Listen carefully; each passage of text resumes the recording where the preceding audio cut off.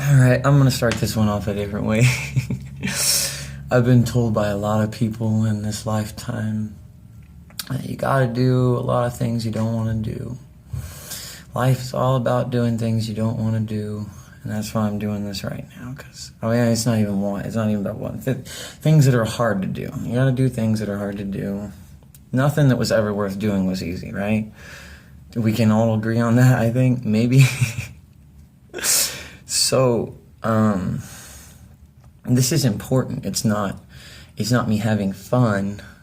I mean, there's a bit of awareness, fullness that comes through this when I set and write or speak, openly and as honestly as I can from my core of cores, beyond even this little body, like, try to open myself as a channel, a funnel, not a filter, not trying to be an ego, trying to tell somebody something. I'm doing my best to be a soul inside of a body, sharing with other souls and other bodies.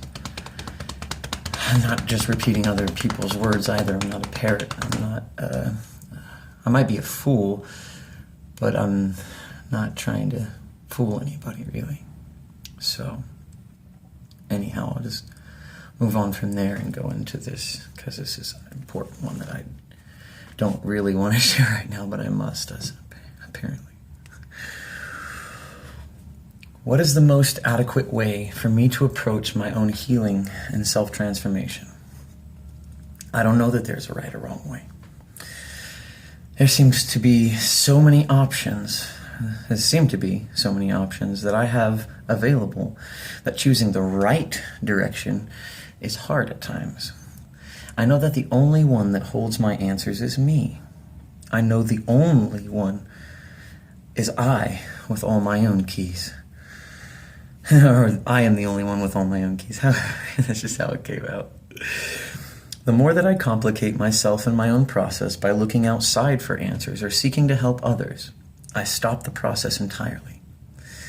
I must remain focused on myself, my feelings, reactions, reasonings, and givings, not on what I may receive from others or what they may interpret from my givings. All is well, and I would also do well to remember that, cement it into my being. There is truly no need for fear or feeling of lack when I'm in states of true faith and trust. Not trust in some magical ally that will appear and save me, though faith in the fact that no matter what happens in this life or to my body, life itself will continue on as if none of my choices ever made a difference anyway. Life unfolds just the way it needs to. We are attracted to the right places, thoughts, and people at exactly the time when we need the lessons presented the most. For our ego, our growth, for every bit of our being, hopefully so that our soul can be singing even more praise of life and what may be beyond this bit that we've experienced already. Right now, there is a feeling in my gut that seemingly won't go away. I feel it's connected with my fears of driving everyone away if I am to truly be my authentic self. As I sit and contemplate contemplation, music arrives to my head and heart. I cannot explain my mysterious connection to music. Why does it sing to me so deeply, move me so fully into states of ecstatic awareness? I feel the music speak directly to me as if the songs are written to me or about me, especially when I'm alone and allow whatever comes to flood my being. I cannot help but weep with both fear and joy of what the universe has in store for me, for we, in fact. I am so at odds with the people I choose to live around and with. I have chosen to live around and with. Do they really care as I do? They must, it seems. Though we all have different paths, different experiences to draw from, and different ways of expressing their care. I only wish there was another like me whom I could talk with and share this beautiful experience with as it unfolds. My pen pauses at the ushering of a name. And where is she gone? Why does she choose to hide her light and heart from me?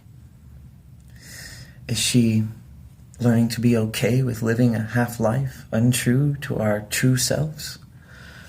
Our whole self? I don't know. And maybe it's not just one girl. Maybe it's not one woman. Maybe it's Goddess itself. An aspect of divinity that oftentimes gets pushed aside and marginalized because of thoughts that kings should be the rulers, and forgot that we're made in a reflection of that which we come from. So many questions, while an alarm blares in the background. Someone has needlessly locked their door yet again, and though no one is attempting a break-in or robbery, it silences. I see families, some broken yet still whole, every day, and I wish so righteously, so fully, and so honestly for a mate that I can grow with, learn with, raise, and be raised by. I wish for a woman with whom I can raise a whole family, nay, a whole world. I must go to her once more to unlock my door, to open wide, not to hide from any other aspects of reality, only to open up further than I ever thought possible, to conquer my fears and see ever more clear. I must go within myself. Thank you, Zachary, by the way. That's a good reminder, bro. That's like a golden reminder that I carry with me everywhere that I go, bro. I'm not letting this shirt go until I don't need it no more. Somebody else needs it more than me. Thank you, Zachary. I love you. I have so long been focused on women who are unavailable, whether they are emotionally, spiritually, intellectually, sexually, or physically unavailable. The difference means not. The same chord strikes true. I've been trapping myself inside, insisting that this woman or that woman is my one, when I myself am already one. The more I focus on this simple fact, the more headway I will make in approaching a positive, new, and fresh awareness of all, as well as attracting the right others that will wish to accomplish the same goals of creating a higher, rather more expanded vibrational field and quality of existence for everyone. Yeah. The more that each of us approach our paths towards harmonious self-expression, the more we all benefit. The more we all grow together. This moment is all we ever have. We must remain in humble gratitude of it, of the life we share, or else fall into the rigmaroles of fear, deceit, and lackluster reality. My heart explodes with excitement of what possibilities remain to uncover, to explore, to resonate with.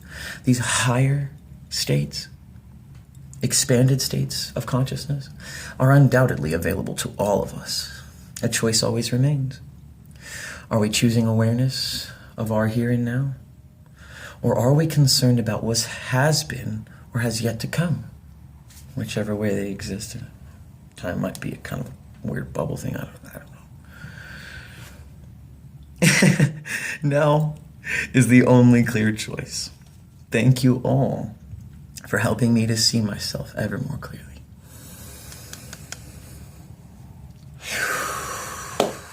Wato awan, wato wakantonka, wato family. I love ye, I love we love we. Happy birthday. Love you. Thank you. I hope to see you soon. Aloha. Share the breath of life. Or, well, I mean, we're already doing it. So maybe be aware of sharing the breath of life. Aloha.